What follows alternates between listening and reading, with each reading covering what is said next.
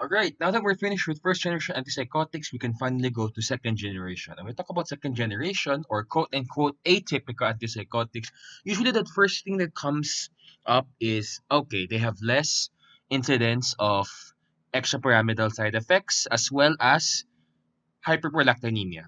But how does this happen exactly? And does it make them superior as a class? Okay, let's talk about that first from a mechanistic perspective. When we talk about second generation antipsychotics, these are D2 5-HT antagonists. So, first of all, how is serotonin involved and which serotonin receptors are involved? When we get to antidepressants, we'll talk about the different kinds of serotonin receptor subtypes. But for here, we're going to focus on two, 5-HT2A and 5-HT1A. First of all, 5-HT2A antagonism. So here, we're looking still at the nigrostriatal pathway similar to the what was talked about in FGAs earlier. But how does 5-HT2A antagonism decrease the incidence of EPS? Check it out. Oh wow, that's a lot. How are we gonna dissect this? Let's take it from the first point. 5-HT2A receptors are brakes, not autoreceptors, but they are brakes. So they are brakes, but they are not autoreceptors. How do they work? You think of it like a chain reaction.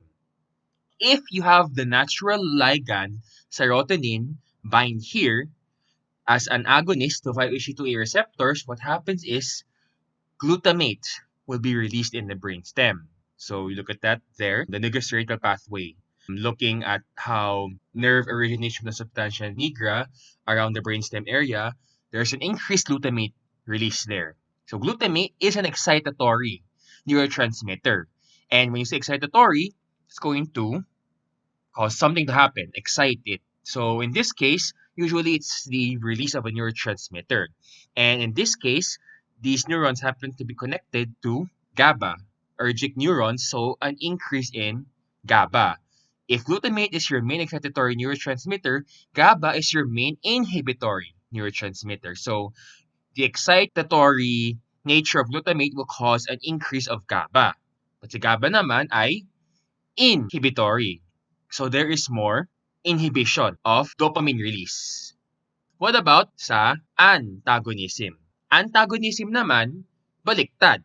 When you antagonize 5-HT2A receptors, there will be a decrease in glutamate, which will result to a decrease in GABA. If there is a decrease in GABA, there is no inhibition. So, go lang si dopamine. But what does that have to do with EPS? Look at the meter diagram below.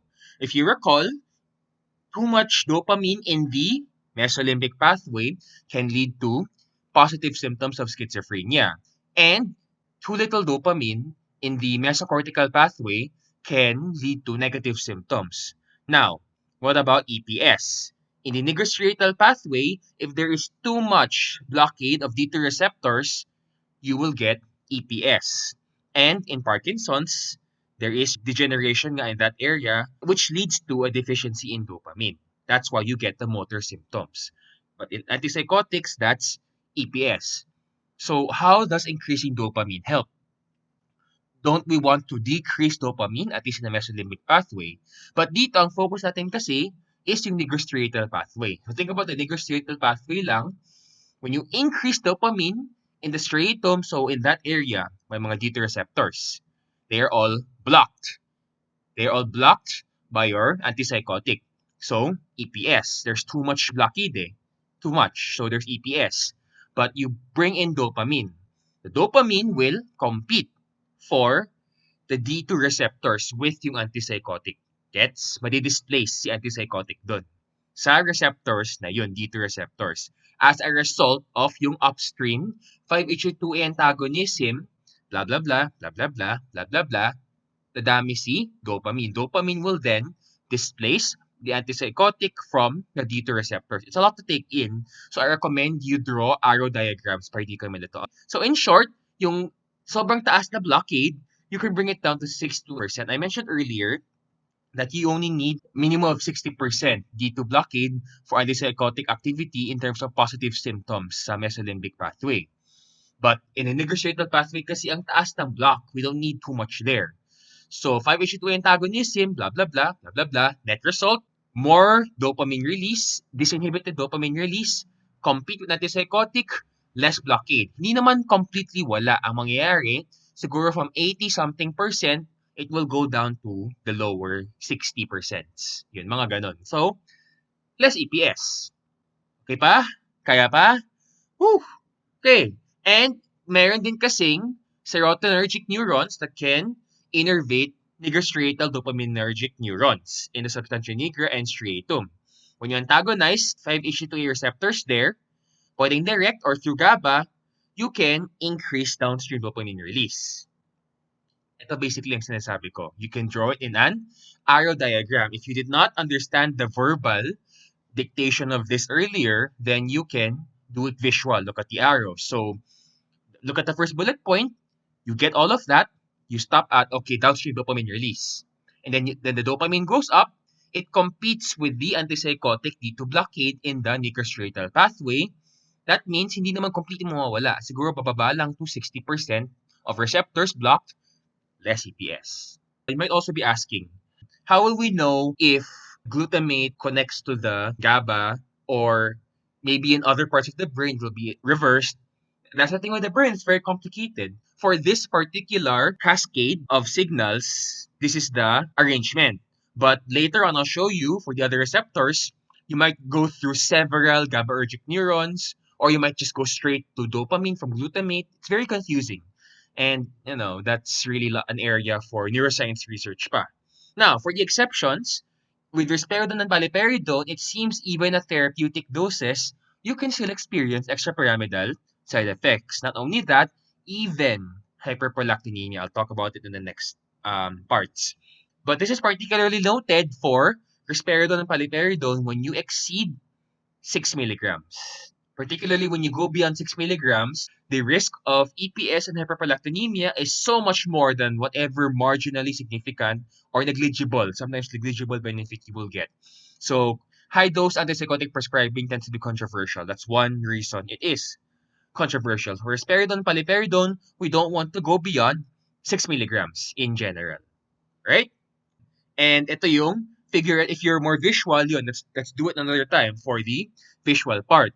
Normally, if you give a therapeutic dose of an antipsychotic, okay na sa mesolimbic pathway, right? You block 60 to 80% of D2 receptors. But at the nigrostriatal pathway, there's too much antagonism. That's why antipsychotic, if it's a 5-HT2A antagonist, you have the chain reaction. So, there will be less glutamate, less GABA. If there is less GABA, there is no inhibition of downstream dopamine release. The dopamine will then compete with the antipsychotics at the D2 receptors in the nigrostriatal pathway at the striatum in particular. So there is less EPS. Okay, that was 3 explanations. So if you don't get it, give another one. Okay, a meme. Yay! It's the mimetic representation, illustration of how 5-HT2 antagonism, signified by the sniper down there, can lead to the cascade that will lead to downstream dopamine release that competes with the D2 antagonists at the striatum. Now, for the hyperprolactinemia side, we already talked about this in the first generation antipsychotics. In the pituitary lactotrophs, dopamine and serotonin have opposite functions. And if you give the antagonist of these two receptors, D2 and for 5-HT2A, you will get the opposite effect. So you have two opposites, then you do the opposite pa. So it can get confusing. That's why if you're confused, you just write everything down, diagram it if you have to. So, how does it work here for hyperprolactinemia naman? Serotonin, naturally, as a neurotransmitter binding to 5-HT2A receptors at the pituitary lactotroph, it can normally promote the release of prolactin, normally. But if you antagonize the receptors here, baliktad. less prolactin release. So even though your drug is a D2 antagonist, it can stimulate prolactin release. These can still function as 5-HT2A antagonists. So the increased release of prolactin by the D2 antagonism is balanced out by the 5-HT2A receptor antagonism. So bawas lang dyan. Exception pa rin, apparently, risperidone and paliperidone. So, for some reason, they can still cause dose-dependent hyperprolactinemia also, especially beyond 6 milligrams. So, that's something to be concerned. Don't forget, for women, it's amenorrhea, galactorrhea, sexual dysfunction. For men, gynecomastia, and sexual dysfunction.